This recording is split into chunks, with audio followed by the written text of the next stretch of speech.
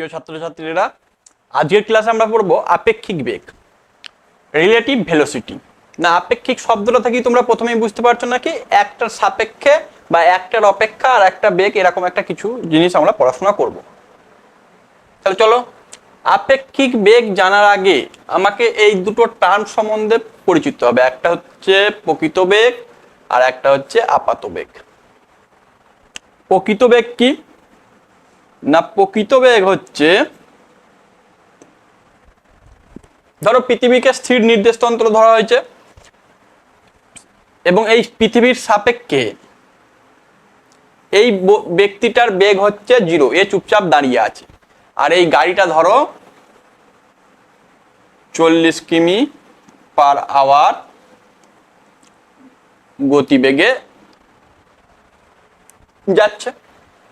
তাহলে এই বস্তুটা স্থির ভাবে দাঁড়িয়ে আছে, এ তাহলে এর গতিবেগ কত দেখছে না 40 কিমি পার আওয়ারই দেখছে। দ্বিতীয় ক্ষেত্রে যদি এইটা হয় না, এর গতিবেগ ধরো 10 কিমি পার আওয়ার হলো, এ তখন এই দিকেই যাচ্ছে, তখন এ দেখছে গাড়িটা যাচ্ছে কত না, গাড়িটা যাচ্ছে 30 কিমি পার আওয়ার বেগে। অর্থাৎ প্রথম ক্ষেত্রে যখন এর বেগ হয়ে গেছিল 0, তখন এর সাপেক্ষে এই গাড়িটার গতিবেগকে বলা হচ্ছিল প্রকৃত বেগ। আবার বলছি, যখন যার সাপেক্ষে, যে বস্তুর সাপেক্ষে আমরা আপেক্ষিক বেগ নির্ণয় করব, সেই বস্তুর বেগ যদি 0 হয়, যে বস্তুর সাপেক্ষে আপেক্ষিক বেগ নির্ণয় করব সেই বস্তুর বেগ যদি 0 হয়, তাহলে সেই বস্তুর সাপেক্ষে অন্য বস্তুর বেগটাকে বলা হয় প্রকৃত বেগ। তার মানে 40 কিমি পার আওয়ারটা হচ্ছে প্রকৃত বেগ ছিল প্রথমে, যখন এর বেগ ছিল 0। কিন্তু যখন এর বেগ, এও বেগে একটা চলতে লাগলো, এ স্থির রইল না, তখন এর সাপেক্ষে দ্বিতীয় বস্তুর যে বেগ, সেই বেগটাকে বলা হচ্ছে আপাত বেগ। তাহলে প্রকৃত বেগের মান হচ্ছে 40 কিমি পার আওয়ার আর আপাত বেগের মান হচ্ছে 30 কিমি পার আওয়ার, কারণ এ 10 কিমি বেগে যাচ্ছে। হলো, আপাত বেগ আর প্রকৃত বেগ বোঝা গেল না। আপাত বেগে যার সাপেক্ষে দেখা হবে সে স্থির থাকবে না, আর প্রকৃত বেগে যার সাপেক্ষে বস্তুর বেগ নির্ণয় করা হবে সে স্থির থাকবে।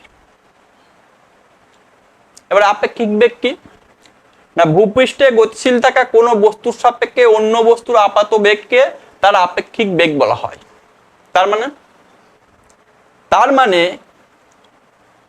অন্য কোনো বস্তুর আপাত বেগ কি, তার মানে আপেক্ষিক বেগ নির্ণয় করার জন্য যে বস্তুর সাপেক্ষে আমি আপেক্ষিক বেগ নির্ণয় করব, সেই বস্তুটা কখনোই স্থির থাকে না।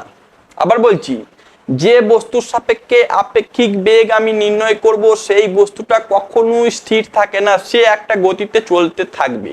এটাই হচ্ছে আপেক্ষিক বেগ।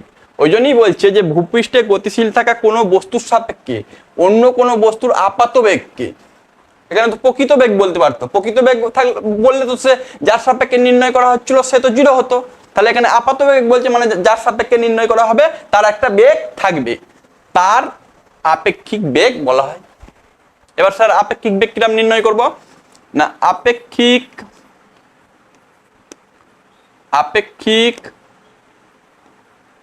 বেগ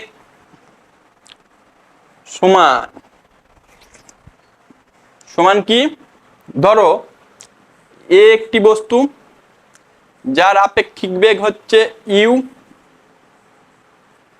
আর ইউ কিমি পার আওয়ার, আর বি একটি বস্তু যার আপেক্ষিক বেগ হচ্ছে ভি কিমি পার আওয়ার। এখন এর সাপেক্ষে বি এর আপেক্ষিক বেগ তোমাকে নির্ণয় করতে বলেছে। কার সাপেক্ষে না, এর সাপেক্ষে বি এর। এখন যার সাপেক্ষে নির্ণয় করা হবে তাকে পরে লিখতে হবে এবং তার আগে মাইনাস চিহ্ন দিতে হবে। তার মানে জিনিসটা কিরাম, ভি মাইনাস ইউ। বুঝতে পারছো? তার মানে এর সাপেক্ষে যদি আমি আপেক্ষিক বেগ নির্ণয় করি তাহলে হবে কি, ভি মাইনাস ইউ। আর যদি আমি বি এর সাপেক্ষে আপেক্ষিক বেগ নির্ণয় করি, তাহলে যার সাপেক্ষে বলেছি তাকে লাস্টে লিখতে হবে। তাহলে বি এর সাপেক্ষে আপেক্ষিক বেগ নির্ণয় করলে এইটা। বুঝতে পারছো? এবার দেখো, বস্তু ও দর্শক একই দিকে গতিশীল। ধরো দর্শকের বেগ আমি ধরলাম ইউ, আর বস্তুর বেগ ধরলাম ভি। হলো? তাহলে নিশ্চয়ই দর্শকের সাপেক্ষে আমি আপেক্ষিক বেগটা নির্ণয় করব। তাহলে সেক্ষেত্রে কি হবে? V minus u. এইটাই কি? এইটাই আপেক্ষিক বেগ।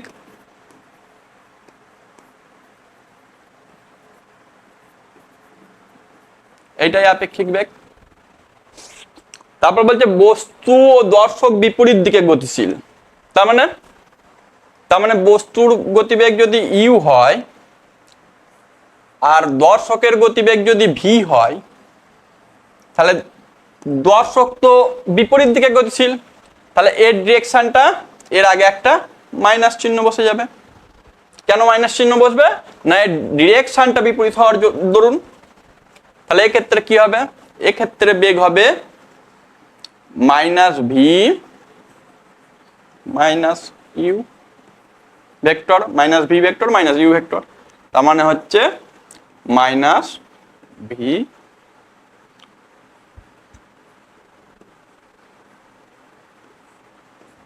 হলো।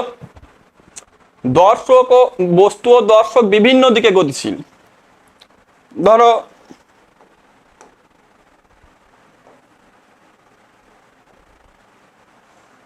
এই দিকটা যাচ্ছে, ওটা ও, এটা এ, এটা বি।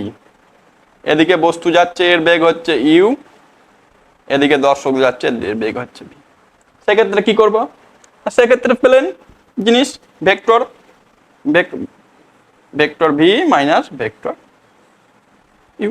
নাকি ও এটা বস্তুর দিক ও এটা দর্শকের দিক নির্দেশ করছে, আর ও বিটা বস্তুর দিক নির্দেশ করছে। যেহেতু দর্শকের সাপেক্ষে আমি বেগ নির্ণয় করছি, তাহলে ও এটাকে ধরছি, তাহলে এটা ও এর আগে মাইনাস ইউ হয়েছে, আর এটা বস্তুর বেগ, এটা ভি হয়েছে।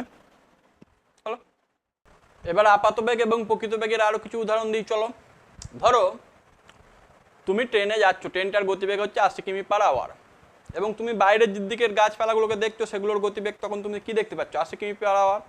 তাহলে তোমার চোখে বাইরের গাছপালাগুলোর গতিবেগ হচ্ছে 80 কিমি পার আওয়ার, কিন্তু গাছপালাগুলোর গতিবেগ সত্যি কি 80 কিমি পার আওয়ার? তাদের তো গতিবেগ 0।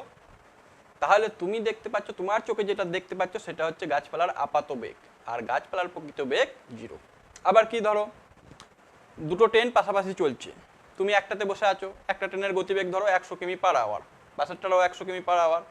তুমি দেখছো পাশের ট্রেনটা স্থির হয়ে আছে, তাহলে তোমার চোখে যেটা দেখছো পাশের ট্রেনটার আপাত বেগ তুমি 0, কিন্তু পাশের ট্রেনটার আপাত বেগ 0 নয়, তার একটা বেগ আছে। বুঝতে পারছো? এবার চলে আসি আপেক্ষিক বেগের গাণিতিক গণনা। আপেক্ষিক বেগের গাণিতিক গণনা, ধরো এটা ও, এটা এক্স অ্যাক্সিস বরাবর, এক্স অ্যাক্সিস নয়, এক্স অক্ষ বরাবর, আর এটা ওয়াই অক্ষ, ওয়াই ওয়াই ডিরেকশন, এটা ও এক্স ডিরেকশন। ও এক্স ডিরেকশানে ও এ দ্বারা একটি বস্তুর বেগ বা একটি দর্শকের বেগ ইউ দ্বারা প্রকাশ হচ্ছে, আর ও ওয়াই ডিরেকশানে একটি বস্তুর বেগ যেটাকে ভি দ্বারা প্রকাশ করা হচ্ছে। এখন এদের মধ্যবর্তী কোণ হচ্ছে আলফা। এখন তোমাকে বলা হলো এই যে ও এ বরাবর যে দর্শকের বেগ ইউ, এই দর্শকটার সাপেক্ষে এই বস্তুটার যার বেগটা, যে বস্তুটার বেগ হচ্ছে ভি, তার আপেক্ষিক বেগ নির্ণয় করো। তাহলে এক্ষেত্রে আপেক্ষিক বেগ নির্ণয় করার দরুন তোমাকে একটা কাজ করতে হবে। কি না, ও এর সমান করে তোমাকে একটা ও থেকে এই ও এ ড্যাশ টানতে হবে। এই যে ও এ ড্যাশ টানলাম, তাহলে ও এর সমান যদি ইউ ভেক্টর হয়, ও এ ড্যাশ সমান মাইনাস ইউ ভেক্টর নয়? দিকটা অপোজিট হলো, তাহলে এই দিকটা হচ্ছে ও এ ড্যাশ। এখন এখন তুমি বলো তো আপেক্ষিক বেগ নির্ণয় করব আমি এইটার সাপেক্ষে এইটার, তাহলে আপেক্ষিক বেগের নির্ণয়ের আমি সূত্র কি জানি? এইটা, তাই না? তাহলে এইটা পেলাম আর এইটা পেলাম, এইটা, তাহলে ভি মাইনাস ইউ, তাহলে এই এই ও বি আর ও এ ড্যাশের লব্ধিটাই হয়ে যাবে না ওর মান। তাহলে এর লব্ধি বের করার জন্য আমাকে কি করতে হবে? এর লব্ধি বের করার জন্য আমাকে একটা সামান্তরিক আঁকতে হবে, এই যে সামান্তরিক।